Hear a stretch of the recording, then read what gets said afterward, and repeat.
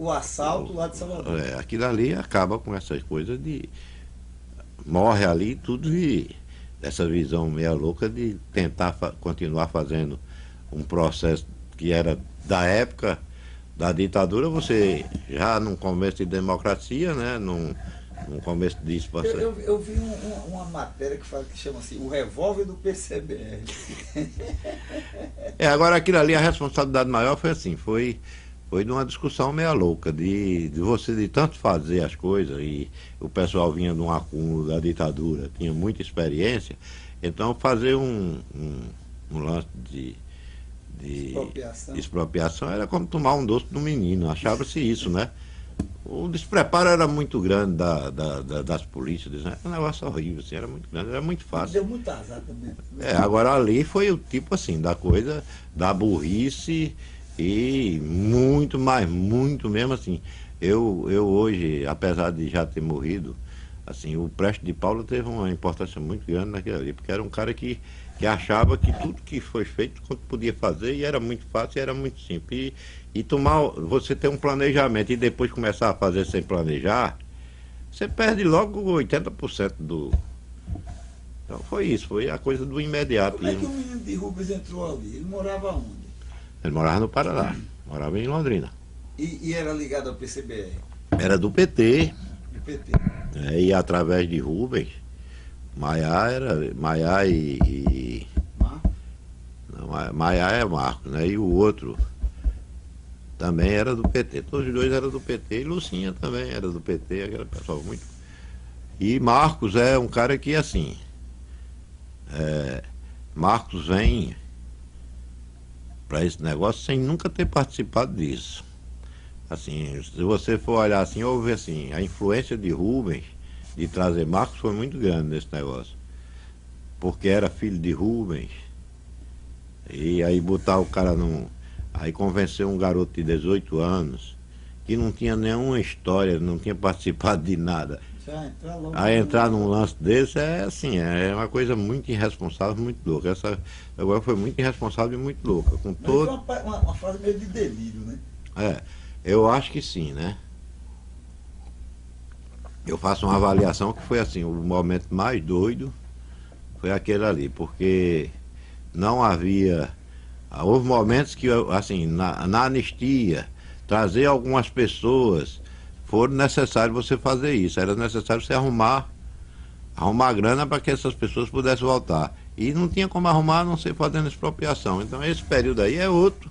É um período assim que vai a abertura. Aí nesse processo esses pessoal foram se organizando e fazendo coisa para aumentar mais, trazer mais gente, conseguir trazer negro que estava fora, papapá, que não tinha condições de vir.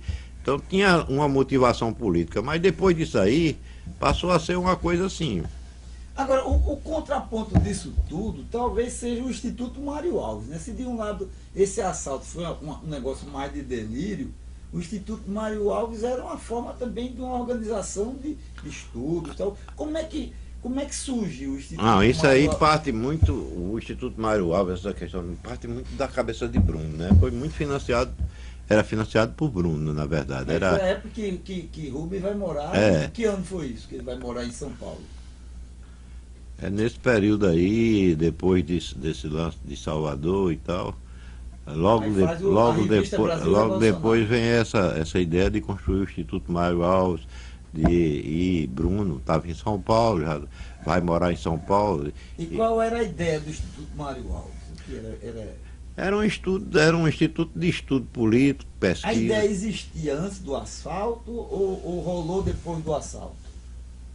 Não, ela começa a ganhar corpo. Sempre houve uma coisa de querer resgatar a memória de Mário Alves, de saber onde era que estava. Era nessa linha muito Já em mais cima da- do legado de Mário do Alves. legado de ir atrás, de procurar a família de Mário Alves. O pessoal entra também, algumas pessoas importantes entram, como Jacó Gorende, e assim, ele passou.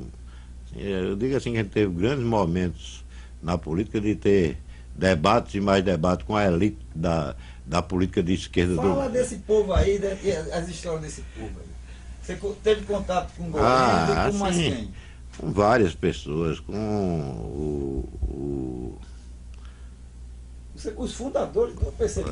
Fundador do PT, do PCB, pessoal, Apolônio de Carvalho, esse pessoal todo teve uma influência muito grande nisso aí. Né? Bruno, por ter sido dos jovens da direção do PCBR, junto com Mário Alves, com Apolônio de Carvalho, então era o jovem, né? Era o cara que entrou do PCBR naquele tempo, né? E aí tinha muita influência. E Rubens também conhecia muita gente, né? Rubens tinha uma relação muito boa com essa parte aí de intelectuais da esquerda do PT, tinha muita gente. Apolônio chegou a circular muito por Natal, né? E Apolônio teve Natal, eu fui com ele daqui, eu e ele para Mossoró, para casa de seu Vivaldo, né?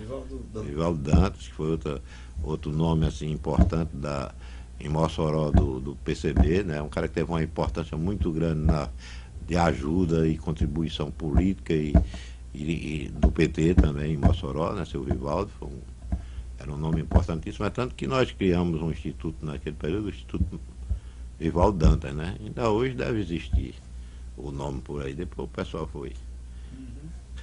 Não sei como o Orende chegou a vir por aqui? Não, o Orende parece-me que veio para um debate aqui uma vez. Nós trouxemos o Orende para um debate aqui. E Bruno sempre por aqui? Bruno sempre que podia estava por aqui. Assim, aí Bruno tinha assim, a coisa de Bruno do voluntarismo, que era muito voluntarioso para fazer as coisas, e tinha condições para isso, né? Que é uma coisa. É uma coisa que não é assim, né? Você. Fala um pouco aí de Bruno Maranhão, como é que era Bruno Maranhão? Porque ele é a antítese de tudo que a gente conhece, né? Um filho de um fazendeiro que. Pois uma das coisas que fazia com que assim, você tivesse assim, muito respeito, é o cara que tinha herdeiro de uma família, né, filho de uma família importante, riquíssima, né, dono de várias usinas de algodão na Pernambuco, Rio Grande do Norte, Paraíba, esse estado todo, e de repente o cara ser um cara de esquerda, né, um cara que participou dos anos de chumbo e tal, jovem e tal, ele e outro irmão dele, a participação dos irmãos dele eu não conheço muito, mas teve uma participação muito grande, depois é exilado, vai para a França, fica lá um bocado de tempo e era do PCBR, de Apolônio de Carvalho, esse pessoal tudo conviveram junto, os filhos de Apolônio que dão continuidade também ao processo de construção política. Aí Bruno foi uma peça importantíssima também em Pernambuco, né? É assim, tem esse lado da crítica que se fazia, de que ele era um cara que tinha condições, né? E o pai e a mãe tinham condições realmente de bancá-los, porque ele era herdeiro, sócio e tal. Mas ele usou tudo isso, tudo que ele pegou dele, ele usou para fazer movimentos, né? E assim, teve alguns erros, assim, que eu acho, hoje, faço uma avaliação que teve alguns erros, que era uma coisa muito, assim, ufanista, voluntariosa da parte dele, criar um movimento de sem terra, para combater os sem terra. Havia uma luta assim de querer fazer uma coisa, porque o movimento sem terra não aceitou o que já existia de movimento de ocupação de terra em Pernambuco antes dos sem terra chegar, e aí daí nasce um atrito e daí sai a criação do MLST, né? Assim, Bruno teve uma participação muito importante nas lutas sociais, mas com esses pontos assim que são... Sempre ligado a Rubens, ele? Ligado a Rubens. Foi um cara que amigo até os últimos momentos assim, era amigo de Rubens. Depois o próprio Rubens foi se afastando, saindo. Quando acontecia entrar nessas crises dele, assim, que ele tinha essas crises aí ele se afastava, né? Se afastava daquelas pessoas depois. Então quer dizer que nesse momento que está rolando esse negócio todo, quer dizer, retomada de sindicatos, o problema do PCBR, e quando ele vai para o Instituto Mário Alves, de alguma maneira ele acaba se afastando um pouco desse grupo que faz a opção de trabalhar com a questão sindical, ou durante algum tempo ainda dá alguma contribuição? Não, ele ainda contribui, ele escreve algumas coisas, ele ajuda nas discussões políticas, Ele está sempre, ele abre um espaço aqui, outro acolá, enquanto ele estava aqui na questão de comerciais, das eleições, abre alguns espaços, faz alguns contatos. Isso aí. Não existe essa, não é uma ruptura grande. Não há uma ruptura. Há um, assim, onde ele atuava, não tinha muita.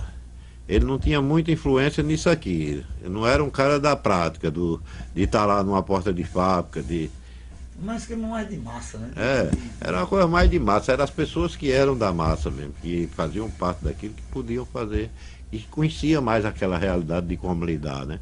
Essa coisa é uma coisa que o intelectual ele não consegue se adaptar a isso não, a estar numa porta de fábrica, vai para fazer um discurso talvez, num ato, num negócio, mas no dia a dia era mais complicado. Até porque ele já tinha uma responsabilidade social, assim, no meio dele, quando ele atuava, que tomava também muito tempo, né? Há muito tempo de Rubens, a questão de criação, ele estava já com a. Enquanto futebol, toda quarta-feira, todo domingo você tem que estar. E além disso tinha a questão de publicidade. Rubens era um grande criador, é porque ninguém fala assim, uma das publicidades assim, aquela de uma sapataria que tinha, que é dele. Não é, meu Deus? Ainda hoje é usado isso. É uma criação de Rubens na publicidade. Daquela sapataria importante que apoiava muito futebol e tal. Agora, infelizmente, a cabeça foge, mas eu queria me lembrar. Porque, na verdade, Rubens também era publicitário. Era publicitário. Rubens era um cara assim muito competente nessa área Então ele contribuía muito nas campanhas políticas dos caras, de fazer o discurso, de discutir, elaborar e preparar para várias pessoas aqui. Isso ganhando, né? Lógico que ele ganhava para isso, né? Ele fez isso, assim, N discursos de várias pessoas importantes aqui que tinha a participação dele, isso aí a gente sabe. Quer dizer, aí além da criação, né? Dessa coisa da publicidade, ligada à publicidade. E qual o momento, digamos, que Rubens de alguma maneira acaba se afastando e esse movimento continua? É nesse período que ele vai para São Paulo.